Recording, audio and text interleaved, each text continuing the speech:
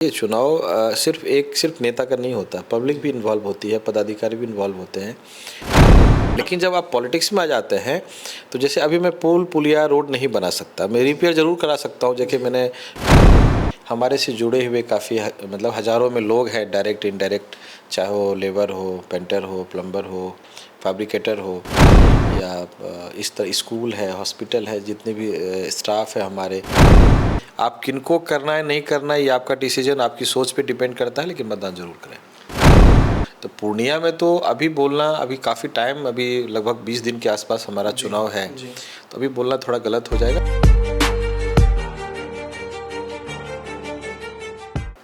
नमस्कार, भारत लाइव देख रहे हैं आप। भारत लाइव की चुनावी यात्रा लगातार सीमांचल में पूरे इलाके में हम घूम रहे हैं। किशनगंज, कटिहार, पूर्णिया, हमने सभी जगहों पर जाकर आपको ज़मीनी हकीकत दिखाई। अब हम पूर्णिया में फिर से एक बार आ चुके हैं। पूर्णिया से लास्ट जो हमने आपको खबर दिखाई थी उसमें मैंने आपको एक ऐसे सैलून में लेकर मैं गया था जहां जो नाई थे उनसे मैंने आपकी बात कराई थी। देखिए, पॉलिटिकल लोगों से तो हम लगातार बात कर रहे हैं, लेकिन नॉन पॉलिटिकल लोगों से वास्तविक हकीकत पता चल पा रही है कि क्षेत्र में लहर किसकी है, कौन से काम नहीं हुए हैं। तो जो लोग न्यूट्रल हैं, यानी किसी के साथ नहीं हैं, उन लोगों से बातचीत के क्रम में इस बार हम पैनोरमा ई होम्स के और पैनोरमा के जो CMD हैं उनके पास आ गए हैं। पूर्णिया के एक बड़े बिजनेसमैन हैं, सभी राजनीतिक दलों से अच्छे संबंध हैं, तो इनसे बेहतर स्थिति में कोई नहीं हो सकता ये बताने के लिए कि पूर्णिया में वास्तविक तौर पर चल क्या रहा है। सर, पूर्णिया में त्रिकोणीय मुकाबला है, मीडिया परसेप्शन तो अपनी जगह पर है, लेकिन आपको क्या लगता है पूर्णिया में क्या हो रहा है इस वक्त?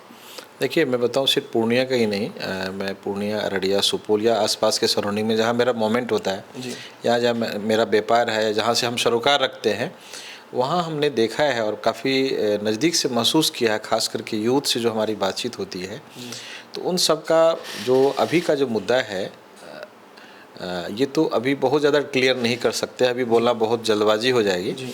लेकिन जो मैंने महसूस किया है, लोगों का कहना है कि इस बार व्यक्ति कौन है, किस दल से है, किस जाति से, ये बहुत मैटर नहीं करता है।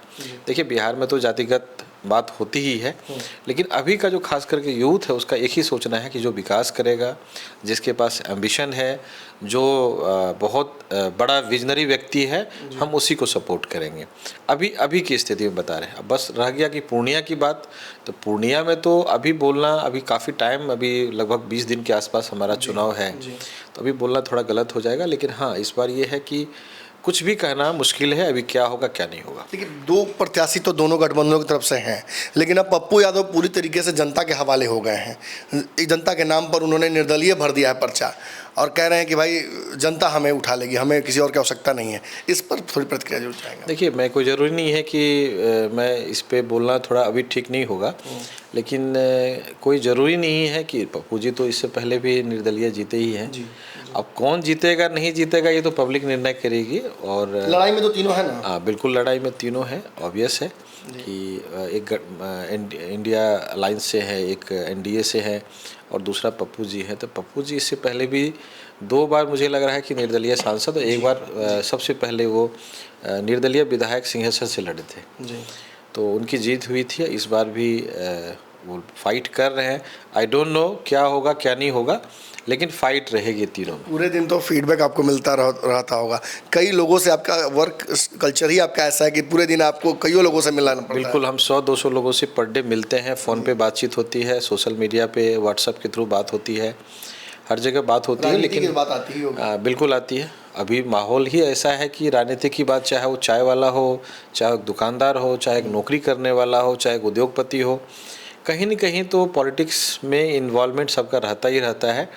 और सबसे अपील भी हम लोग करते हैं कि भाई मताधिकार है, मत का प्रयोग करना है। बहुत लोग हैं कि मत देने मतदान केंद्र पे नहीं जाते हैं, तो मैं उनसे भी आपके माध्यम से अपील करूंगा कि आप मतदान ज़रूर करें। आप किनको करना है नहीं करना है ये आपका डिसीजन, आपकी सोच पे डिपेंड करता है, लेकिन मतदान ज़रूर करें। बिहार में जब पूर्णिया की बात आती है तो पूर्णिया में आपका प्रभाव इस तरीके का है कि कई राजनीतिक दल आपसे राय शुमारी भी करते रहते हैं, तो उस स्थिति में तो भी तो हाई प्रोफाइल लोगों का फ़ोन आ रहा होगा ना पटना से कि भाई हमारे पक्ष में वोट संग्रहित कीजिए या हमारे पक्ष में कुछ कीजिए। जी बिल्कुल, सभी दल के लोग आते हैं, घर पे भी आते हैं, बातचीत भी होती है, और मेरा सपोर्ट उसी को रहेगा जो हमारे किथन कीन है, जिनसे मैं जुड़ा हुआ हूँ, जिनसे मेरा सरोकार है। और आपको जान के आश्चर्य होगा कि वो हर दल के लोग हैं जिनको मैं सपोर्ट कर रहा हूँ। तो मेरा जो होमवर्क होता है, तो मैंने होमवर्क में आप देख लीजिए 6 दिन मैंने चुनाव के लिए भी निकाला अप्रैल महीना में। जो हम लोग काम करते हैं ना अप्रैल महीने में, तो हमने 6 दिन निकाला। हर महीने का हम लोग पहले प्लान कर लेते हैं, तो हमको 6 दिन चुनाव में भी देना है। जो भी हमारी क्षमता, बहुत बड़ा चेहरा तो नहीं है, बहुत नॉन नहीं है हम, लेकिन जो भी हमारी कैपेसिटी है उसके हिसाब से हम लोग इंटरनली बहुत एक्सपोज तो नहीं हो सकते हैं, लेकिन इंटरनली हम लोग मदद करेंगे। लेकिन मदद उनको करेंगे, कैंडिडेट को, किसी पार्टी को मदद नहीं है जिनसे हमारा सरोकार है। जैसे मान लीजिए आपसे मेरा मतलब है तो हम आपको करेंगे। कहीं आरजेडी का कैंडिडेट है, तो कहीं एनडीए का कैंडिडेट है। ये कैंडिडेट मैटर नहीं करता, व्यक्ति मैटर करता, चूँकि हम किसी दल में है नहीं। किसी बहुत हम्बली आपने ये बात कह दी कि मैं बहुत बड़ा नहीं हूँ, मेरा प्रभाव बहुत ज़्यादा नहीं है। आधे से ज़्यादा पूर्णिया को तो आपने मकान दे रखा है, सर पे जो छत है वो आप ही की वजह से है, तो इस तरह से प्रभाव तो आपका राजनीतिक है ही ना लोगों पर। देखिए, सहरसा, सुपौल, अररिया में, ये 3 जिला में तो है। हमारे सर्किल, हमारा सर्किल है, हमारे एम्प्लॉय हैं, हमारे से जुड़े हुए काफ़ी मतलब हज़ारों में लोग हैं, डायरेक्ट इनडायरेक्ट, चाहे वो लेबर हो, पेंटर हो, प्लम्बर हो, फैब्रिकेटर हो, या इस तरह स्कूल है, हॉस्पिटल है, जितने भी स्टाफ है हमारे, तो एक एम्प्लॉय का मतलब है कम से कम 10 आदमी को इन्फ्लुएंस करता हो तो है। लेकिन इतना भी बड़ा हम पॉलिटिकल तो है नहीं कि मेरे कहने पे कोई वोट दे देगा। लेकिन हमारी जो फैमिली है, पैनोरमा परिवार है, पैनोरमा ग्रुप से जुड़े हुए लोग हैं, वो तो बट ऑब्वियस है कि हमारा सुनेंगे, या जो हमारा अपना एक जिनसे जो बहुत ऐसे यूथ है जो हमसे मोटिवेट होते हैं, या जिनका हम दुख सुख में साथ देते हैं, तो उन लोगों को हम लोग जिधर बोलते हैं उधर वो लोग जाता है, और इसमें कहीं अतिशयोक्ति नहीं। जी, बीते 1.5-2 सालों में मैंने कई कार्यक्रम आपके देखे हैं, कई पॉलिटिकल पार्टियों में आपकी मौजूदगी देखी, कई पॉलिटिकल लोगों को आपके पास आते देखा है। हर पार्टी के लोग आपके मंच पर मौजूद रहे जो कार्यक्रम आपने किए, लेकिन एक विशेष मैंने देखा आपका स्नेह चिराग पासवान के प्रति रहा। पिछली बार भी सुपौल में जो कार्यक्रम आपने किया, उस दौरान भी मैंने देखा कि चिराग पासवान काफ़ी देर तक आपके साथ रहे।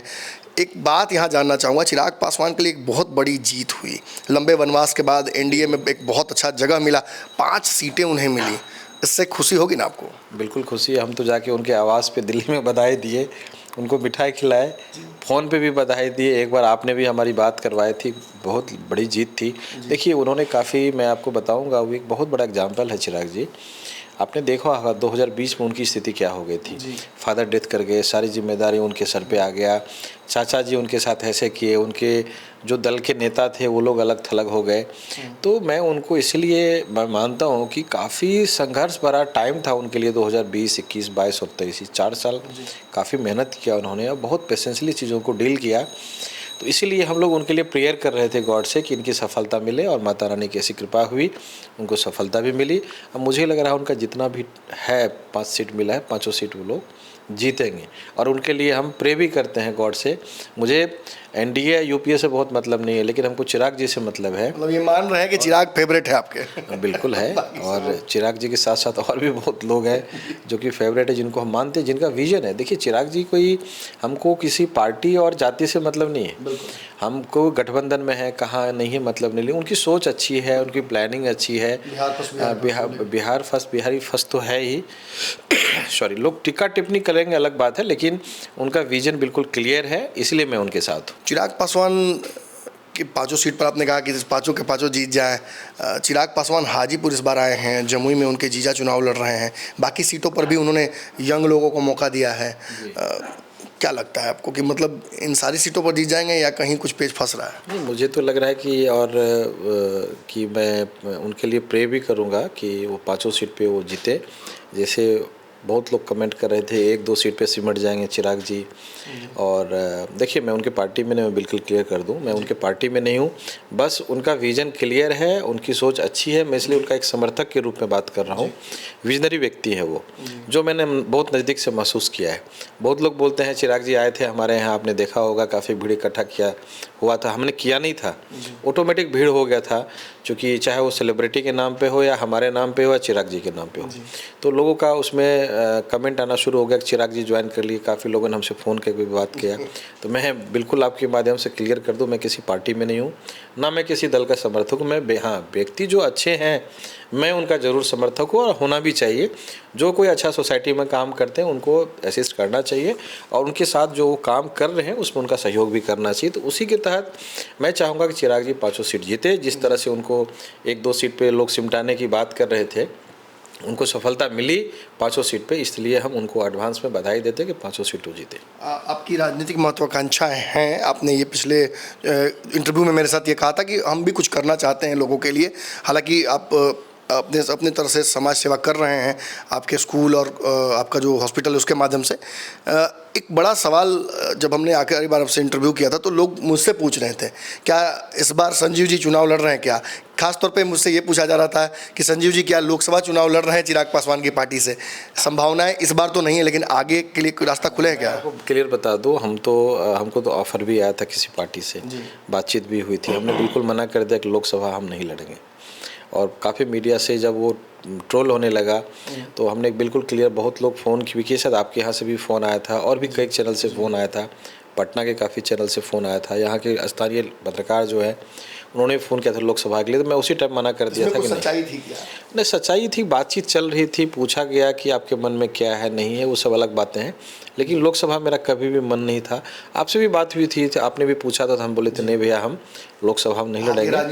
आगे राजनीतिक संभावना है कि देखिए, जब कुछ आपको करना है और वो बहुत बड़ा मंच है, बहुत बड़ा प्लेटफॉर्म है जहां आप सोसाइटी के लिए कुछ कर सकते हैं। राजनीतिक बिना पॉलिटिक्स में आकर के आप कुछ भी नहीं कर सकते हैं। हम आपकी जो क्षमता है, हमारी जो क्षमता है, उसके हिसाब से हम सर्टेन लोगों तक ही फ़ायदा पहुंचा सकते हैं। इसका एक लिमिटेशन है।